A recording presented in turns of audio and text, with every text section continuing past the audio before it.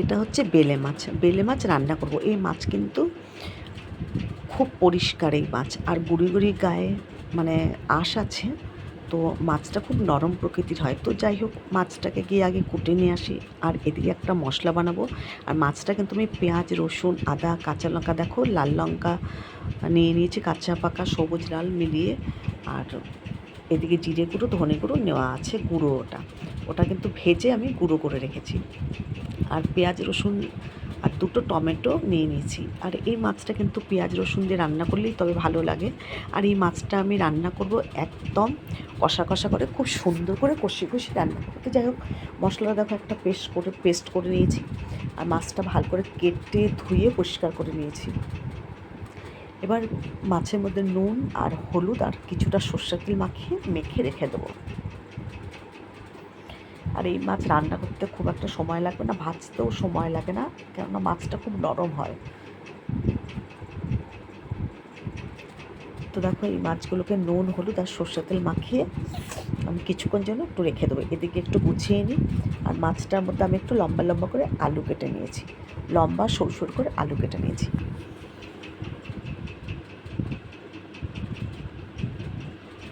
তো দেখো, আমি দুটো আলু কেটে নিয়েছি মিডিয়াম সাইজের।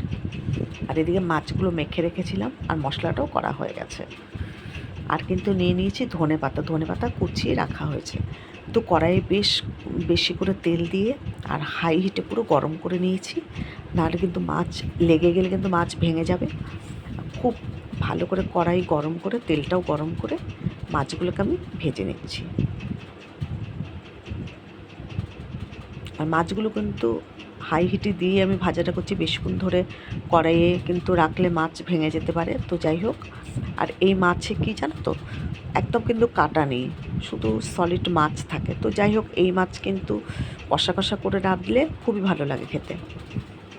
তো মাছ ভাজা সব আমার হয়ে গেছে। ওই তেলের মধ্যে আর একটু তেল দিয়ে আমি কালো জিরে আর শুকনো লঙ্কা, একটা বড় থেকে শুকনো লঙ্কা, কালো জিরে ফোড়ন দিয়ে দিয়েছি। শুকনো লঙ্কাটাকে 3 টুকরো করে নিয়েছি। ওই তেলের মধ্যে এবার আলুটা ভেজে নিচ্ছি। আলুটা ভাজার সময় একটু পরিমাণ মতো নুন আর হলুদ দিয়ে আমি আলুটা ভাজা করব।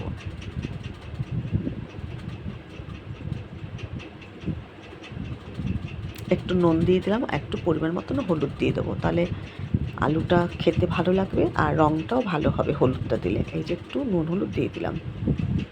এবার আলুটাকে আমি লাল লাল করে ভেজে নেব।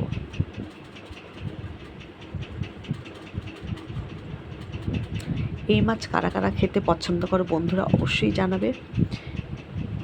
আমার খুব একটা খারাপ লাগে না, এই মাছগুলো যেভাবে আমি রান্না করি এইভাবে খেতে কিন্তু খুব ভালো লাগে। এই মাছ অনেকে ভালো খায় না, তো এইভাবে করে খেয়ে দেখবে, একদম কষা কষা করে খুব ভালো লাগে। আমি যেভাবে রান্না করছি সেটাই তোমাদের সঙ্গে শেয়ার করছি। তো ওই আলু ভেজে তারপর ওর মধ্যে আমি মশলাটা দিয়ে দিলাম। আলুটাকে কিন্তু আর আমি তুলিনি। এবার পরিমাণ মতো নুন হলুদ আর একটু রং হবার জন্য কাশ্মীরি লঙ্কার গুঁড়োর মধ্যে দিয়ে দেবো। আমি কিন্তু শুকনো লঙ্কা ব্যবহার করিনি, আমি কাঁচা লঙ্কাই ব্যবহার করেছি। লাল মানে কাঁচা লঙ্কাগুলো লাল লাল পেকে পেকে গেছিলো, সেই লঙ্কাগুলো আর কিছু সবুজ লঙ্কা নিয়েছি, নিয়ে একটু ঝাল ঝাল করে কষা কষা করে রান্না করবো। আর এই মাছটা যখন করবে তোমরা কিন্তু কষা কষা করে রান্না করবে, ঝাল ঝাল করে। এবার আমি পরিমাণ মতন এর মধ্যে দিয়ে দিচ্ছি 1 চামচ জিরে গুঁড়ো, 1 চামচ ধনে গুঁড়ো। এটা কিন্তু আমার আগে ড্রাই রোস্ট করে ভেজে রাখা। তো যাই হোক, মশলাটা খুব ভালো করে এখন আমি কষিয়ে নেব। দেখো, মশলা কিন্তু কষানো খুব ভালো করে কিন্তু কষাচ্ছি। এবার একটু লাল লঙ্কার গুঁড়ো দিয়ে দিলাম উপর দিয়ে। সরি, লাল লঙ্কার গুঁড়ো না, এটা হচ্ছে ওই কাশ্মীরি লঙ্কার গুঁড়ো, যেটায় কালার হয়। তো দেখো মশলাটা কত সুন্দর রং হয়ে গেছে, আর চতুর্দিক দিয়ে কিন্তু তেল বেরোতে শুরু করেছে। আর একটু কষিয়ে তারপর আমি অল্প করে জল দেবো। তো যাই হোক, মশলা কিন্তু খুব ভালো করে কষানো গেছে। এই দেখো চতুর্দিক দিয়ে তেল বেরোচ্ছে। এর মধ্যে এখন সামান্য একটু জল দিয়ে আগে মশলাটাকে আবারও একটু নাড়িয়ে চাড়িয়ে নেব।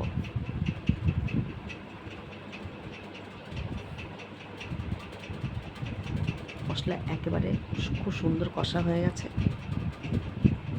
সামান্য একটু কিন্তু কষানোর সময় আমি চিনি দিয়েছিলাম, সামান্য একটু। এই যে একটু জল দিয়ে দিলাম, আবার দিয়ে বা মশলাটাকে আবার একটু নাড়ি চাড়িয়ে নিচ্ছি।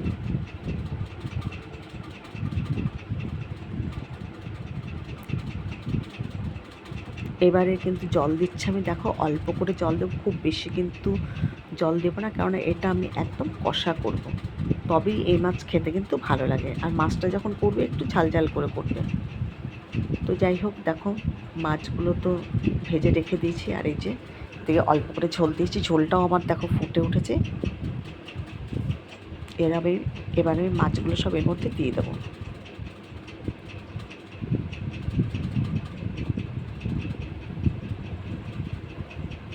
দেখে বুঝতেই পারছো জল কিন্তু আমি অল্পই দিয়েছি। আলু কিন্তু প্রায় সিদ্ধ হয়ে গেছে, আর মাছগুলো দেওয়ার পরে খুব বেশি কিন্তু বেশিক্ষণ রাখতে হবে না। এই যে মাছগুলো সব দিয়ে দিলাম, এবার মাছগুলোকে একটু খুন্তি দিয়ে ঝোলগুলোর মধ্যে একটু ডুবিয়ে দিচ্ছি। ব্যাস, এই যে এবার কিছুক্ষণ ফুটলেই ধনেপাতা দিয়ে মাছটা নামিয়ে নেব।